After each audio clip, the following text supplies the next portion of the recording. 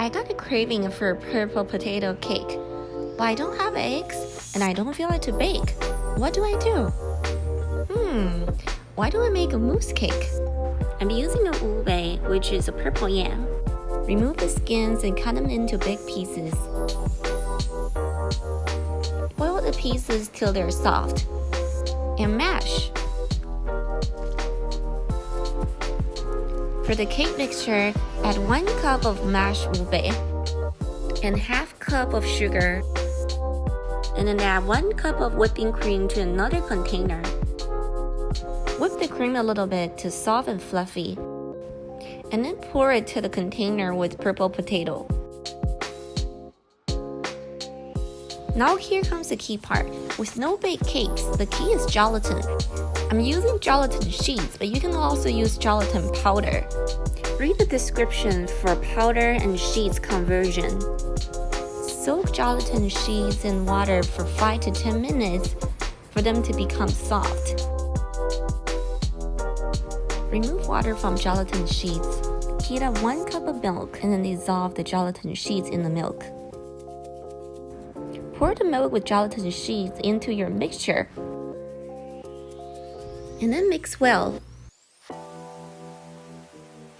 I'm going to pour my cake mixture into spring form to set, but before doing that, it's better to cover the outside with a foil paper to prevent leakage.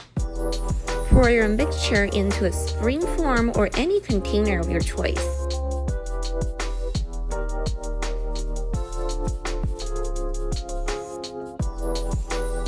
I used a tray instead of foil paper at the time, and you'll see how difficult it was for me to maneuver the cake out of the tray later.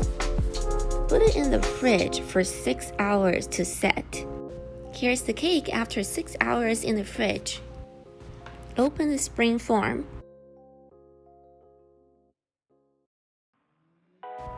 See how I try to maneuver the cake out of the tray? I smooth over the edge with my fingers.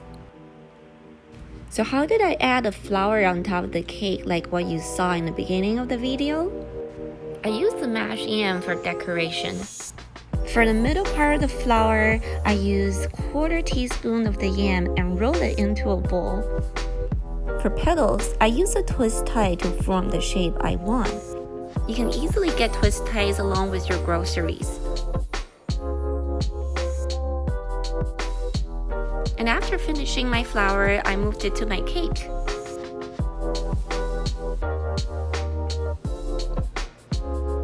I was happy with my cake, and so will you. Happy Cake Day!